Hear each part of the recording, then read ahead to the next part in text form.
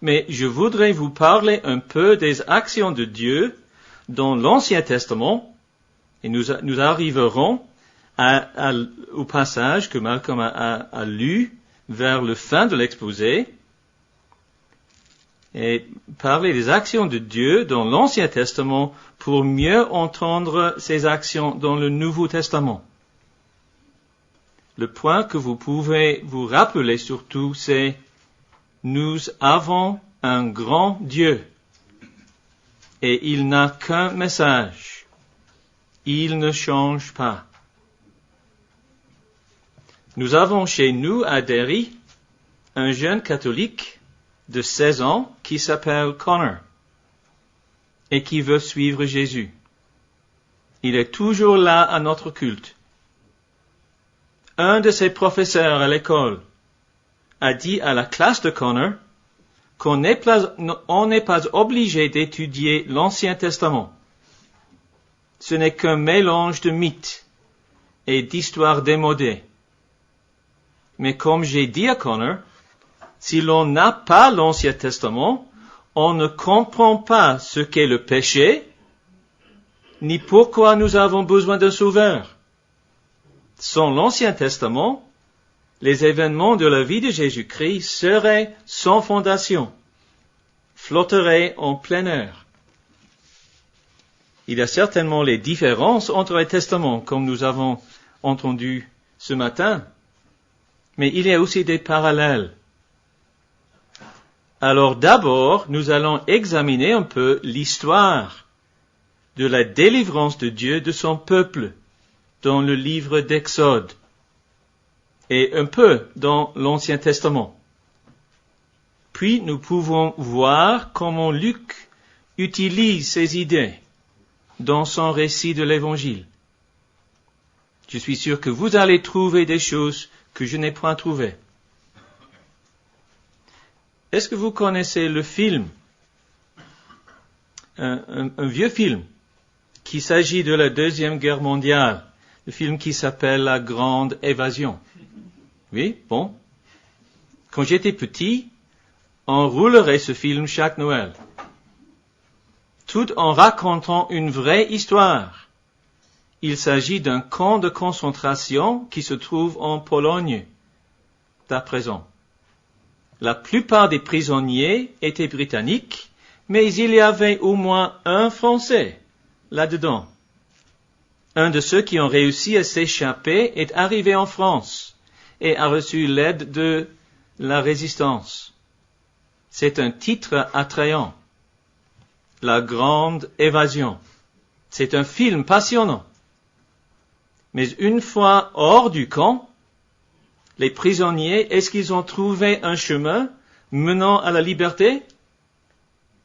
Malheureusement, non. Quelques-uns sont arrêtés quand ils prennent le train. On conduit d'autres dans des pièges. 2 hommes sont obligés de poser leur avion tout près de la frontière parce qu'il manque de kérosène. En somme, seulement 3 hommes parviennent à rentrer chez eux. Ce qui avait l'air d'une grande évasion a dégénéré rapidement pour beaucoup en arrestation, pour plusieurs en tragédie terrible, leur mort. Au centre et au commencement de la vie commune d'Israël, il y a un événement. Nous pouvons l'appeler aussi la Grande Évasion. Et c'est le titre pour la première section de cet entretien, la Grande Évasion. Cet événement s'est passé vraiment. Ce n'était pas une idée, ce n'était pas une fantaisie, c'était quelque chose de matériel, de réel. L'exode des fils d'Israël de leur camp de concentration en Égypte s'est passé sur une plus grande échelle. Il y avait 600 000 hommes, et des femmes et des enfants en plus. Ils n'ont pas essayé de s'enfuir de leur prison, sans être remarqués. Ils quittent le pays la tête haute et la main levée. Afin de simplifier le premier exode, Je voudrais vous donner quelques mots qui commencent avec un P, pour la plupart. Ces idées sont venues à moi pendant la nuit, il y a quelques jours. Telles choses souvent ne veulent pas beaucoup dire, mais elles peuvent être un peu utiles. Plusieurs de ces idées viennent du chapitre 6 d'Exode. Alors tournons à ce chapitre 6 d'Exode.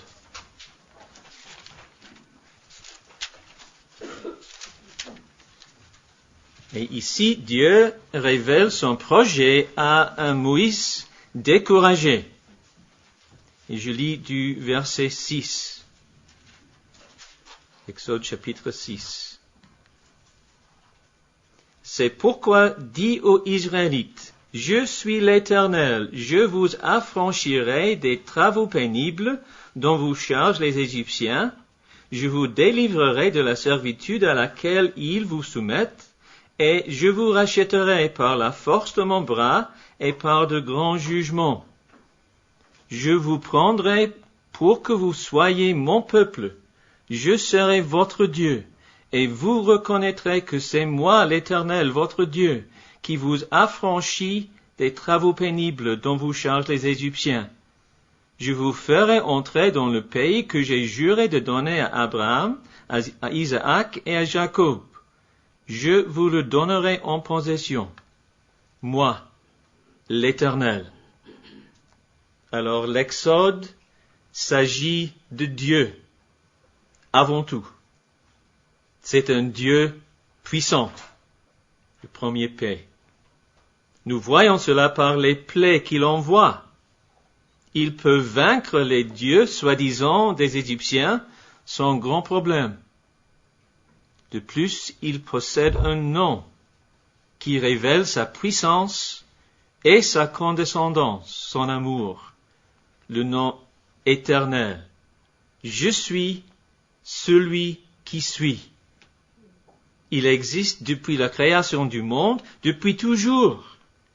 Il sera toujours là. Il est toujours présent. En effet, on pourrait dire que le thème du livre d'Exode est la présence de Dieu. Sa présence lorsque le Pharaon aimerait mieux qu'il soit absent. Rien ne peut le surprendre, le confondre. Et c'est un Dieu qui possède un plan, un autre P. Un plan pour délivrer son peuple.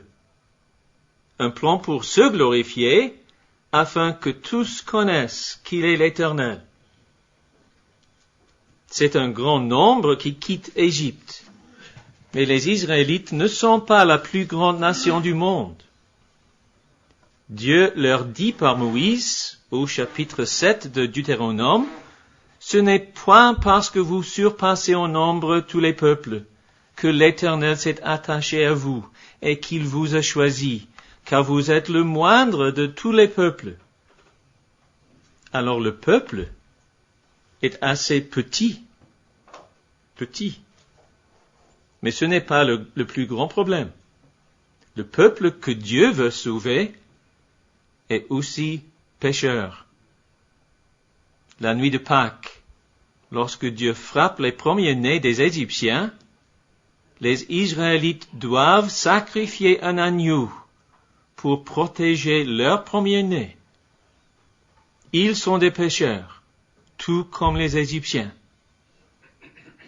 Mais Dieu fait une séparation entre eux et les Égyptiens, malgré leurs péchés. Alors un mot avec un S, une séparation. Une fois délivrés d'Égypte, ils ne tardent pas à murmurer contre Moïse et contre Dieu lui-même. Le peuple est petit, le peuple est pécheur. Mais le peuple n'est pas seulement particulier. À leur départ d'Égypte, beaucoup d'autres viennent les rejoindre. On se rend compte déjà d'une vision universelle. Quelques-uns ont suggéré que le thème de Pâques et celui de la délivrance à travers la mer sont deux lignes de tradition sans rapport. Mais quand on lit et quand on chante le psaume 136, on voit que ce n'est pas vrai. Celui qui frappa les Égyptiens dans la personne de leur premier-né, car sa bienveillance dure à toujours. Et le verset prochain. Et il fit sortir Israël du milieu d'eux, car sa bienveillance dure à toujours. C'est toujours bien chanter les psaumes. Les souffrances de l'Égypte, les souffrances la nuit de Pâques, sont liées à la gloire de la délivrance à travers la mer. Alors, deux autres paix. Il y a de la peine, dans toutes ses significations, la mort d'un agneau, mais il y aura aussi un prix. Nous verrons encore ces paix. Mais quand l'Éternel écrase son ennemi par sa puissance souveraine, quand les Israélites se trouvent de l'autre côté de la mer, ils ne sont pas arrivés au pays promis, sur le champ. Devant eux s'étend le désert et la nécessité de se confier à l'Éternel et de lui obéir pendant tout le voyage. La présence de Dieu les accompagnera dans le désert, mais le peuple doit le suivre. Il faut participer dans cette délivrance. La participation. Il faut mieux connaître, mieux comprendre leur Dieu. Au bout de 2 mois, ils arrivent à la montagne de Dieu, où ils sont établis sous une alliance, comme un royaume de sacrificateurs, une nation sainte. Mais ils sont là pour partager leur Seigneur avec le monde. En raison de leur péché, cela ne se passe guère. Ils ne gagnent le pays promis que par des grandes difficultés. Alors les paix peuvent récapituler l'Exode pour nous. La puissance de Dieu, le plan de Dieu, la présence de Dieu, le peuple petit et pécheur, la peine de l'Exode et le prix à la fin, le pays promis. Et aussi la participation du peuple à la connaissance de Dieu. Alors on pourrait poursuivre ce thème dans le reste de l'Ancien Testament. On trouve le motif de l'Exode souvent dans les psaumes et dans les prophètes. Mais examinons seulement un psaume et 2 passages des prophètes. Il y a des psaumes qui louent Dieu pour l'Exode, tels comme le psaume 66, le psaume 95, le psaume 136. Il y a aussi des psaumes de lamentation qui utilisent l'Exode pour enflammer encore la foi du peuple envers Dieu. Mais tournons un moment au psaume 106. Le psaume 106.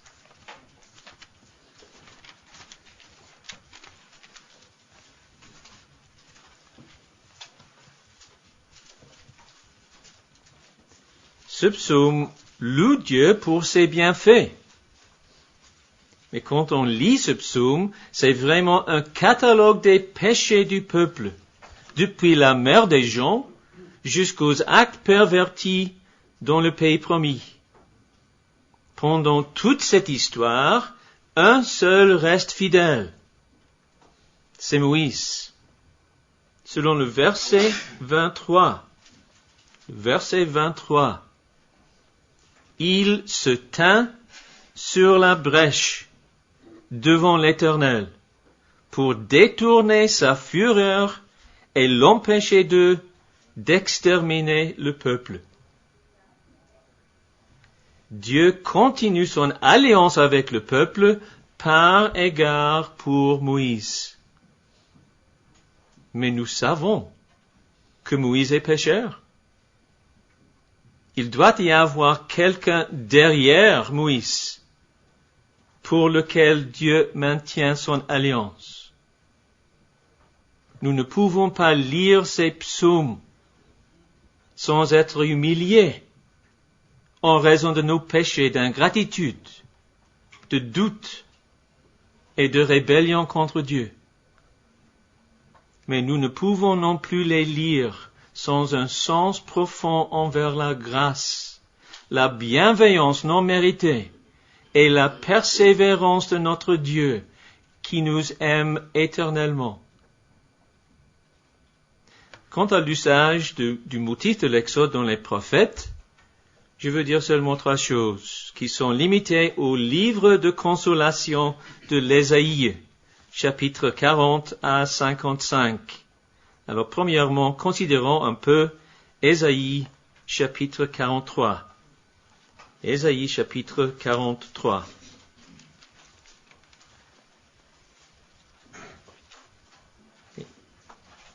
Et dans ces chapitres, Ésaïe prévoit un nouveau esclavage à Babylone. Mais dans ce chapitre, chapitre 53, Dieu annonce qu'il va délivrer son peuple encore une fois. Autrefois, il a tracé une route dans la mer, comme nous dit le verset 16.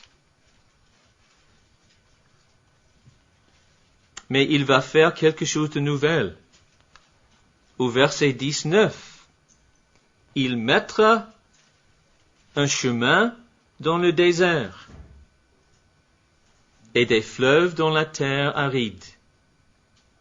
Dans le prochain verset, il dit qu'il va dompter les animaux des champs. Alors c'est un retour à la création. Cette nouvelle œuvre que Dieu va faire est au même niveau que la création elle-même. Et qui va l'accomplir? Selon le verset 15, c'est l'Éternel. C'est le Créateur d'Israël et de tout le monde. C'est lui qui est l'Éternel. Et hors de lui, il n'y a point de sauveur. Deuxièmement, tournons au chapitre 51. Au chapitre 51. Ésaïe développe ce thème dans ses chapitres 51 et 52. Et ici, il nous présente toute la gamme de l'activité rédemptrice de Dieu, dès la création, par l'appel d'Abraham, à l'Exode, jusqu'au retour des exilés. Et dans ce chapitre, dans le prochain chapitre, Jérusalem se dresse dans toute sa gloire renouvelée, au centre de la section, occupée par ceux que l'Éternel a libérés. Au verset 9, le prophète demande, « N'est-ce pas toi, Éternel, qui abattis l'Égypte, qui transperça le monstre? N'est-ce pas toi qui mis la mer à sec, les eaux du grand abîme, qui fraya dans les profondeurs de la mer un chemin pour le passage des rachetés? » Ces chapitres parlent du peuple de Dieu, mais aussi de toute la terre. Dieu va juger les peuples, les îles vont se confier en lui. Pour ceux qui sont délivrés d'Égypte, ils sont remplis mystérieusement d'une joie éternelle. Alors cette vision prend les dimensions universelles et éternelles. Avec le motif de l'Exode, Ésaïe rentre à la création et anticipe la nouvelle création. Comment va-t-elle être réalisée? C'est la troisième partie. La création, la nouvelle création. Et nous avons vu auparavant l'association entre la Pâque et l'Exode. La délivrance finale du peuple de Dieu ne se passera que par le sacrifice. La passion du serviteur souffrant dans le chapitre 53. Pour tous ceux qui voient qu'ils ont besoin de lui. Avant d'avancer, il faut demander une question. La grande évasion du camp allemand n'était pas un succès sans réserve. L'exode d'Égypte, est-ce qu'il était un succès? Dieu est resté fidèle à ses promesses. Mais pendant toute leur histoire, les Israélites étaient désobéissants, infidèles, pleins de péchés.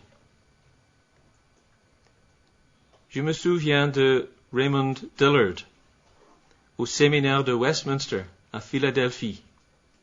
Il était professeur de l'Ancien Testament. Il est au ciel maintenant. Mais il a écrit des commentaires qu'on lit à son avantage. Peu après que je sois arrivé à Westminster, je l'ai entendu prêcher.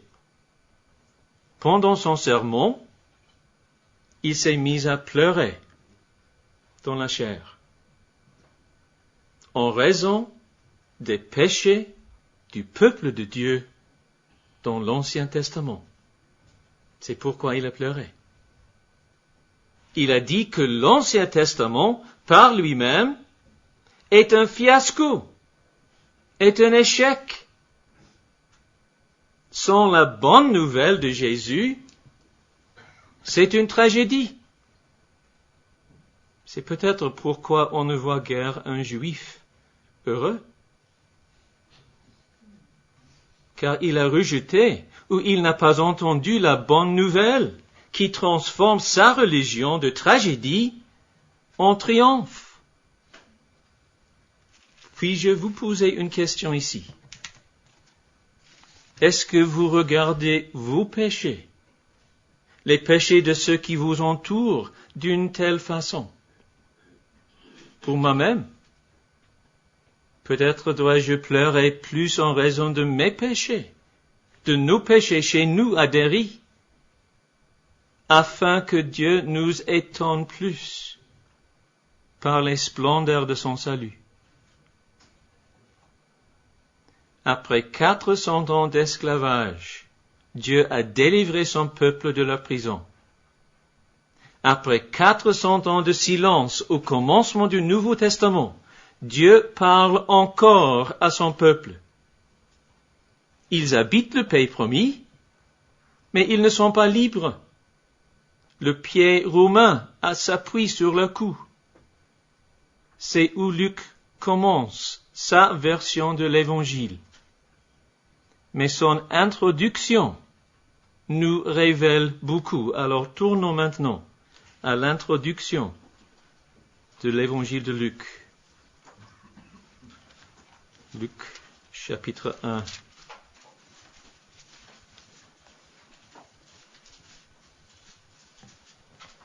Et dans les premiers 4 versets, Luc s'adresse à un grec qui s'appelle Théophile, dans le langage et avec le style des Grecs. Cela nous dit que son message n'est pas destiné seulement aux Israélites. C'est quelque chose pour tout le monde. Et Luc nous dit ici qu'il a fait des recherches exactes, qui veut dire qu'il a parlé aux témoins oculaires des événements, qu'il raconte afin de les vérifier. Il veut que ses lecteurs soient sûrs de ce qu'ils lisent. Ce n'est pas seulement un passe-temps. Ceux qui ont cru ces choses sont devenus, selon le deuxième verset, sont devenus serviteurs de la parole. Alors Luc ne veut pas nous tromper quand il nous parle des visitations d'anges. Ce sont des événements historiques qu'il raconte, tout comme Moïse lui-même raconte l'histoire de l'Exode. Avant l'Exode, Dieu était obligé de visiter Moïse dans le buisson brûlant et de le convaincre par une série de prodiges. Avant un deuxième Exode, ce qu'on peut appeler un eisod, le mot grec eisodos, une arrivée est nécessaire. Et Luc, surtout parmi les synoptistes, décrit les événements des chapitres 1 et 2 comme une visitation. Alors c'est la deuxième section, la grande évasion, la deuxième section, la visite. C'est le thème des premiers 2 chapitres de Luc. Et c'est comment Zacharie commence son cantique de louange à Dieu à la fin du premier chapitre. Béni soit le Seigneur, le Dieu d'Israël, de ceux qu'il a visités et racheté son peuple. Il continue à célébrer la délivrance de leurs ennemis que Dieu seul a fait. Et il finit comme ceci. Grâce, le verset 78, grâce à l'ardente miséricorde de notre Dieu, c'est par elle que le soleil levant nous visitera dans nous, pour éclairer ceux qui sont assis dans les ténèbres et dans l'ombre de la mort, et pour diriger nos pas dans le chemin de la paix. Il y a un moment de visitation, d'illumination, si vous voulez, et puis toute une vie de le suivre. En Égypte et au bord de la mer des gens, les Égyptiens ont connu les ténèbres, tandis que les Israélites avaient de la lumière, la séparation. Selon ce que dit Zacharie ici, les ténèbres n'avaient pas totalement disparu d'Israël. Mais Zacharie ne pense pas seulement à une délivrance de l'esclavage physique. Il comprend que son petit-fils va donner au peuple du Seigneur la connaissance du salut par le pardon de ses péchés. On ne libère plus le peuple d'un ennemi extérieur.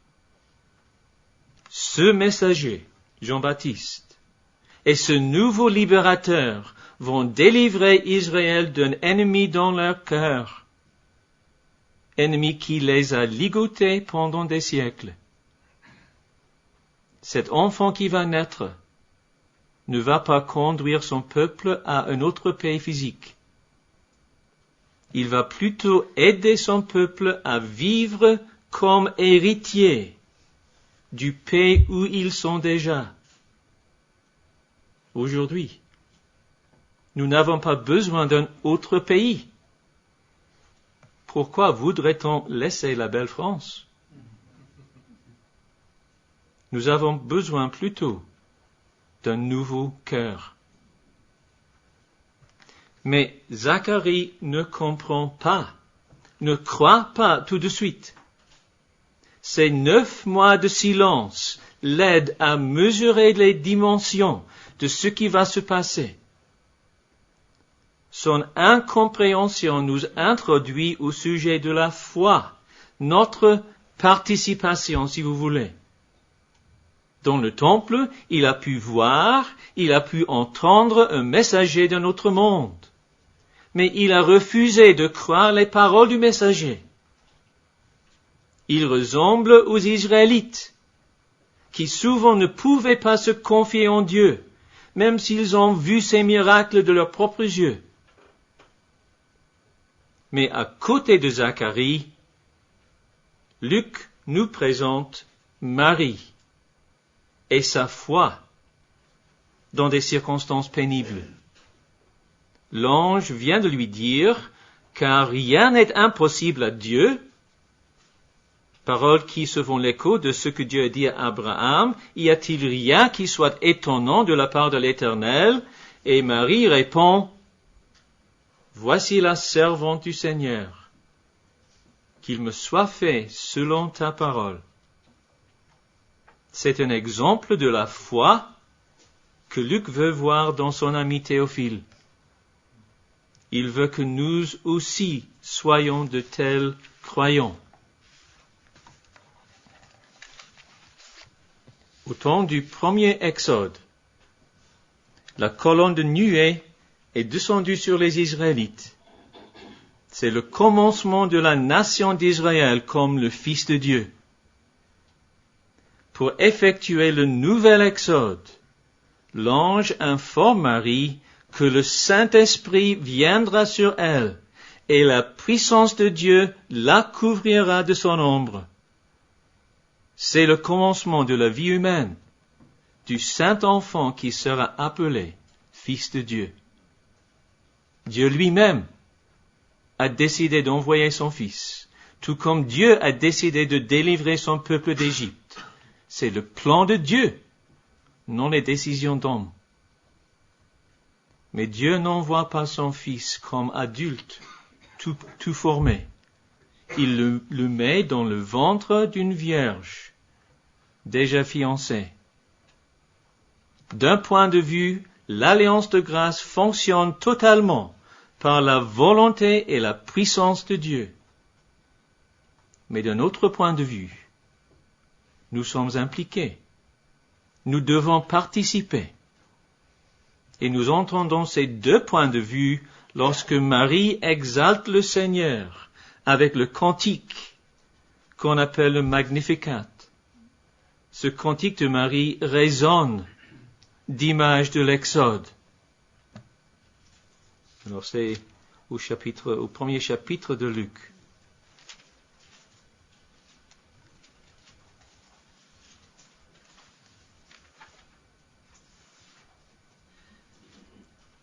Oui, le verset 51. Par exemple, il, le Tout-Puissant, a déployé la force de son bras. Il a dispersé ceux qui avaient dans le cœur des pensées orgueilleuses. Le Pharaon et ses soldats ont vu la force du bras de l'Éternel. Leur orgueil les a menés jusqu'à leur mort. Il, le Tout-Puissant, a fait descendre les puissants de leur trône et élevé les humbles.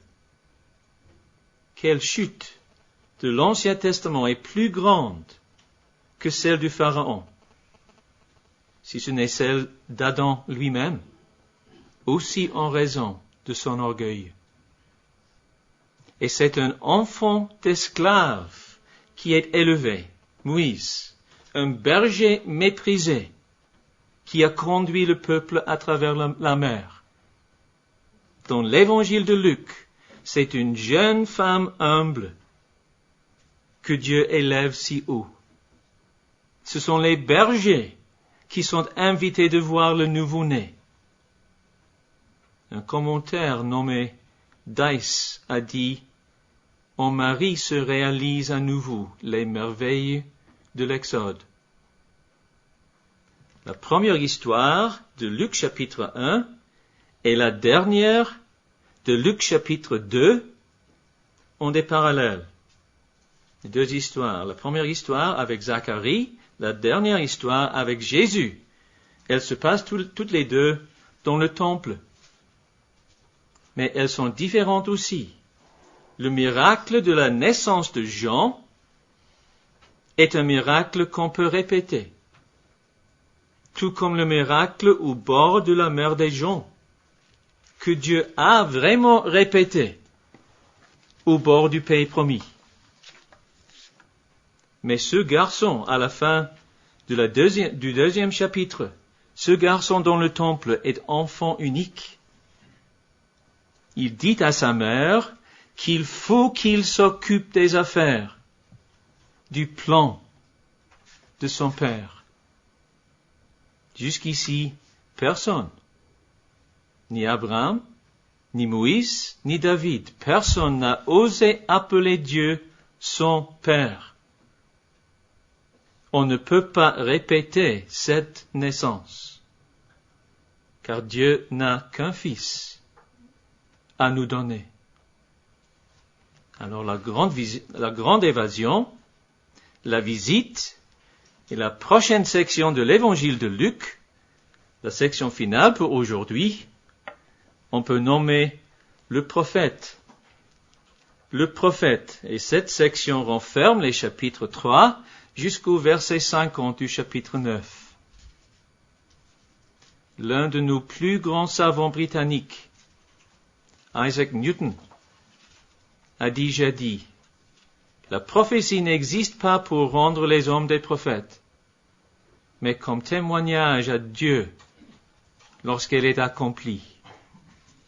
Dieu a envoyé Moïse au Pharaon pour lui parler ses paroles et pour voir aussi leur accomplissement. Jésus est venu sur terre comme prophète final afin d'être en soi-même l'accomplissement de ses paroles. Jésus, rempli d'Esprit Saint, après son baptême, marche à grands pas vers le désert, où il lutte avec son adversaire, avec le nôtre. Et son voyage ressemble à celui de Moïse et des Israélites. Ils ont suivi la colonne de nuée et de feu. Jésus lui-même est rempli de cette puissance sainte. C'est toute une armée en un homme. C'est le représentatif de son peuple. La première tentation s'agit de faim. Les Israélites avaient faim dans le désert. Mais Jésus montre qu'il va se soumettre à la volonté de son Père. Il va être content sans nourriture. Peut-être dans un sens spirituel. Vous vous trouvez dans un désert. Êtes-vous là, selon la volonté de Dieu? Si oui, ne partez pas de cette situation-là. Dieu vous nourrira à son temps. Par sa soumission à son Père ici, le corps de Jésus sera plus tard la source de la vie spirituelle. Et comment est-ce qu'il met le diable en déroute? Par des prodiges impressionnants? Non, pas du tout. Par la parole de Dieu. Par les paroles exactement que Moïse a écrites pendant les vagabondages dans le désert. Nous ne sommes pas des prophètes comme Jésus. Mais la parole de Dieu nous suffit toujours pour le salut et afin que l'homme de Dieu soit adapté et préparé à toute œuvre bonne. On a souvent remarqué avec ces tentations de Jésus que Luc a changé l'ordre des tentations. Il finit sur le temple à Jérusalem. Et ça peut être expliqué si nous nous souvenons de ce que Jésus va dire au chapitre 13. Car il ne convient pas qu'un prophète périsse hors de Jérusalem. C'est un prophète comme Moïse, mais différent aussi. Ici, il prévoit sa mort. Mais Jésus ne permettra pas à Satan de le tuer avant l'heure propice, avant qu'il ait délivré son peuple de leurs pires ennemis. Jésus ne sautera pas du haut du temple, ni ne descendra de la croix. Tout en homme, Jésus s'est soumis ces 3 fois à la loi de son Père. Tout en homme, mais en plus qu'un homme, il va subir les flots de la mort.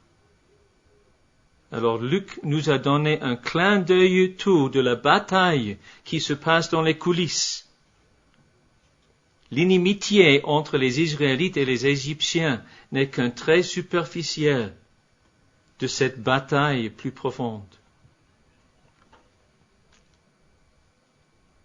Je crois que je vais passer un peu plus loin Et alors, tournons maintenant au chapitre 9. En arrivant au chapitre 9, c'est le point culminant de cette section de l'Évangile. La question de l'identité de ce grand prophète a augmenté énormément. Alors, au commencement de ce chapitre, le roi des Juifs, Hérode, pose la question en raison de sa conscience troublée. Jésus lui-même pose la question sans honte. Les foules, qui disent-elles que je suis? Et les réponses des foules rattachent Jésus au passé. Elles ne sont pas encore prêtes pour le nouveau vin. Mais avant la fin de ce chapitre, les disciples auront une formulation monumentale et définitive de l'identité de Jésus. Ils auront besoin de cette compréhension, comme ils commencent leur trajet jusqu'à Jérusalem. Car ils feront face à des vagues plus féroces que celles qui ont noyé les Égyptiens. Si on fait une étude détaillée de ce chapitre, on verra ici un chiasme. Est-ce que c'est un mot français? Oui, bon. Un chiasme où la confession de Pierre et la transfiguration forment deux sommets, côte à côte. La confession de Pierre elle-même est pleine de signification. En effet, il est difficile de l'exagérer. Jusqu'ici, Jésus a reçu des divers noms, par exemple, le Fils de Dieu, le Saint de Dieu, Seigneur, Maître. Il préfère s'appeler Fils de l'homme. Mais ici, c'est la première fois dans le verset 20, la première fois qu'on l'a appelé le Christ de Dieu. Par ce titre, Pierre veut dire que Jésus n'est pas quelque personnage ranimé du passé. C'est plutôt l'accomplissement de tous les espoirs d'Israël dans une personne, le Messie, le prophète final, le grand sacrificateur, le roi des rois. Mais avant qu'une célébration puisse se passer, Jésus explique bien clairement ce qu'étant le Messie voudra dire pour lui. Des souffrances horribles, et puis un rayon d'espoir que les disciples n'entendent guère. Non seulement pour lui, mais aussi pour chacun qui veut le suivre. C'est une note qui manque dans la plupart du monde évangélique britannique, je crois. Ce n'est que par de telles souffrances que le royaume de Dieu puisse se manifester, implique Jésus. Ainsi, nous trouvons la même chose que nous avons remarqué dans le livre d'Exode. Il y a une relation forte entre les souffrances et la gloire. Aucune peine, aucun prix. On ne peut pas être délivré à travers la mort si ce n'est pas par la mort de l'agneau de Pâques. Et avec Jésus transfiguré, Luc avance des souffrances à la gloire. Mais dans la transfiguration elle-même, selon Luc, nous trouvons toutes les deux. Pour voir les relations entre le premier Exode et la transfiguration, je voudrais finir par employer 4 titres. Le premier est la parole de Dieu. Moïse est le médiateur des paroles de Dieu, surtout quand il monte sur le mont Sinaï.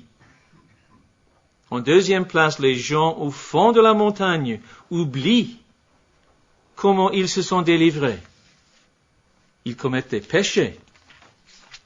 Troisièmement, le peuple entrera dans le pays promis seulement par les souffrances de la mort d'un autre, la peine Et le quatrième titre est celui d'un enfant, un petit.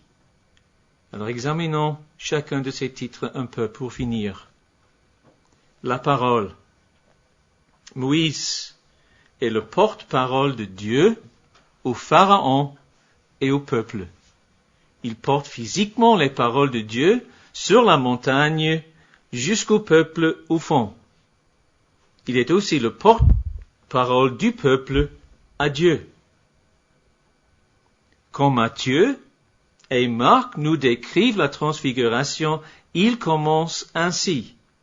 Alors si vous regardez les versets, le verset 28 du chapitre 9, comparez un peu, c'est de Matthieu et Marc. 6 jours après, Jésus prit avec lui Pierre, Jacques et Jean et les conduisit à l'écart sur une haute montagne. Il fut transfiguré devant eux. C'est tout court. Comparez ce que dit Luc. 8 jours environ s'écoulèrent après qu'il eut dit ces paroles. Luc nous rappelle ce que Jésus vient de dire. Puis, Jésus prit avec lui Pierre, Jean et Jacques, et il monta sur la montagne pour prier. Pendant qu'il priait, il fut transfiguré. Luc met l'accent sur la prière. C'est une forme de médiation que Jésus exécute entre le ciel et la terre. Chaque fois que Luc nous montre Jésus en prière, la vie de Jésus s'élève vers le niveau prochain. Il prie Dieu avant son baptême.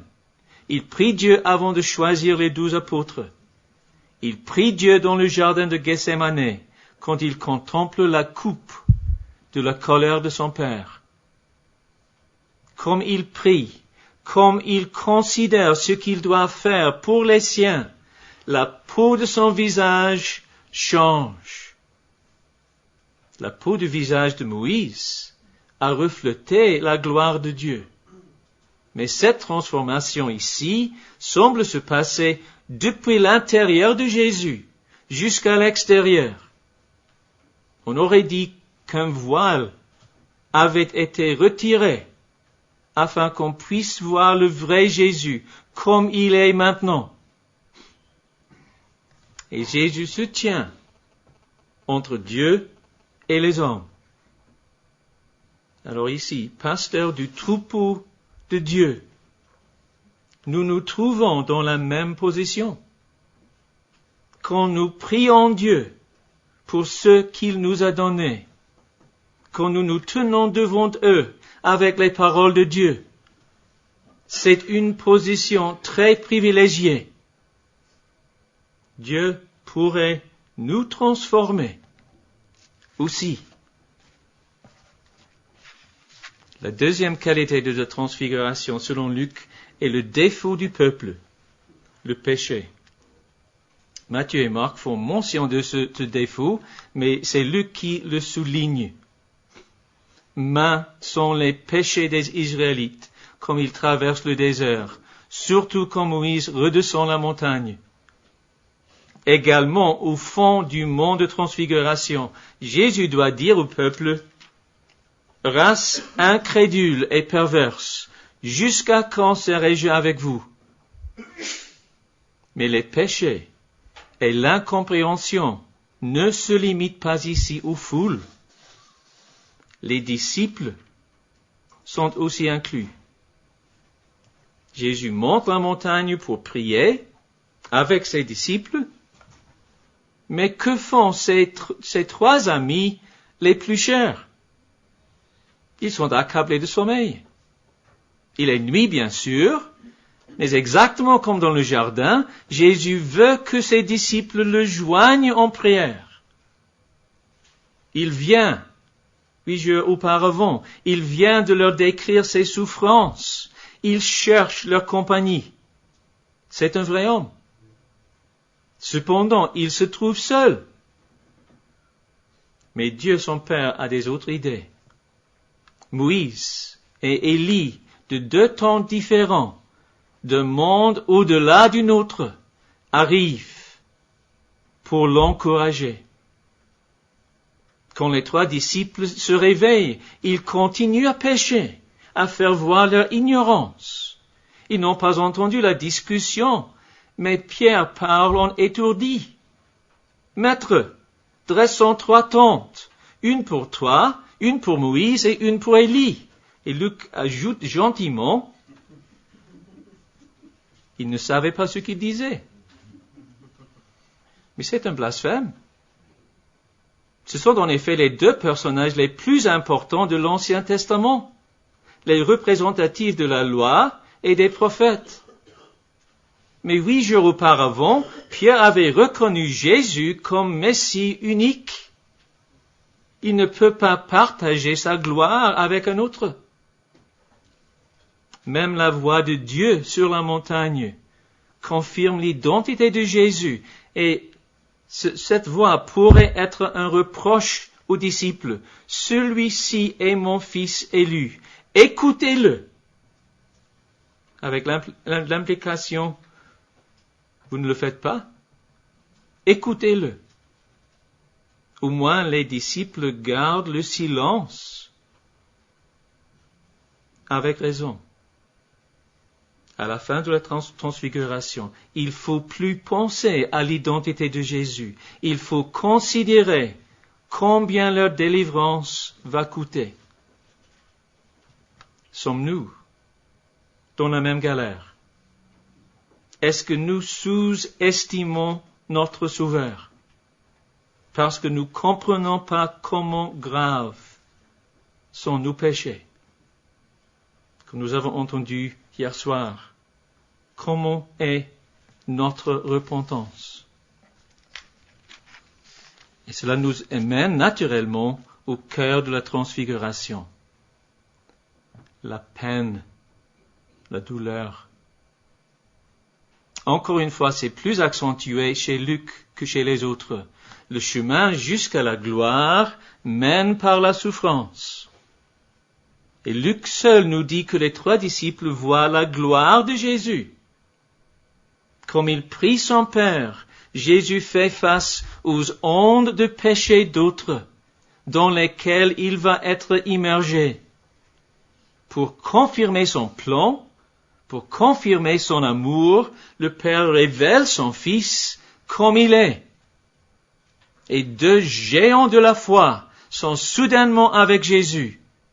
Pour Moïse, c'est la première fois sur le pays promis. Mais qu'est-ce qu'ils discutent ensemble?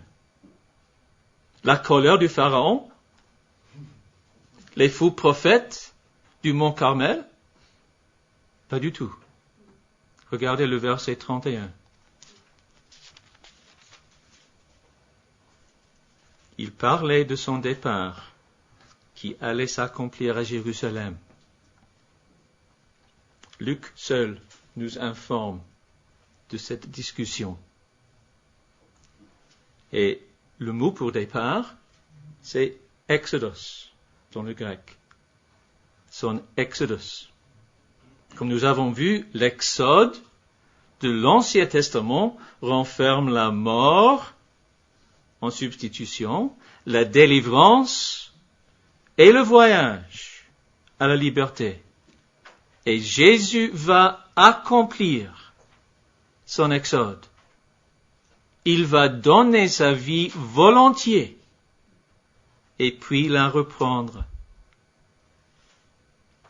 Moïse et Élie se sont mis à cette œuvre, mais ils ne l'ont pas accomplie.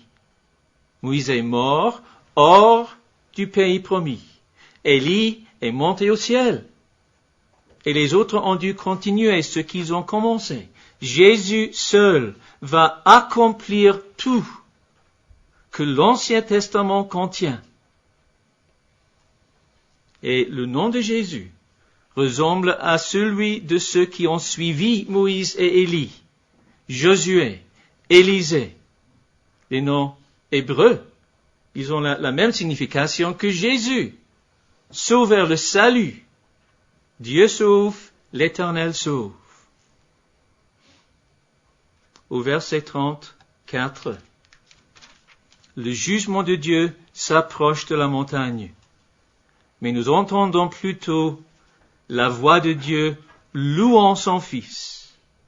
Il le recommande parce qu'il va porter sur lui tout le jugement pour tout croyant du monde. Personne ne peut faire cela si ce n'est le Messie, le Fils de l'homme, et Dieu dans une personne. Pouvons-nous commencer à comprendre ce que Jésus a souffert pour nous, le jour où son Père a apporté l'enfer au calvaire? Le dernier titre est celui d'un enfant. La parole, le péché, la peine, le petit. En raison de leur infidélité et de leur manque de foi, les Israélites qui ont quitté l'Égypte n'ont pas pu conclure l'exode. Ils sont morts hors du pays promis. Au fond de la montagne de la transfiguration, les disciples de Jésus agissent sans foi en essayant de chasser un démon. Jésus est obligé de placer un petit enfant au milieu d'eux. Il est en train d'instituer un nouveau peuple. Il a choisi de nouveaux chefs et leur a donné une nouvelle loi. Pour ce nouvel exode, il faut avoir de nouvelles personnes. Il faut que nous devenions comme un enfant afin d'entrer dans le royaume de Dieu. Veuillez ignorer mon français mal formé. Écoutez davantage cette parole de Dieu, parole que la plupart des Israélites tombés dans le désert ont oubliée. Humiliez-vous donc sous la puissante main de Dieu, afin qu'il vous élève en temps voulu. Merci bien.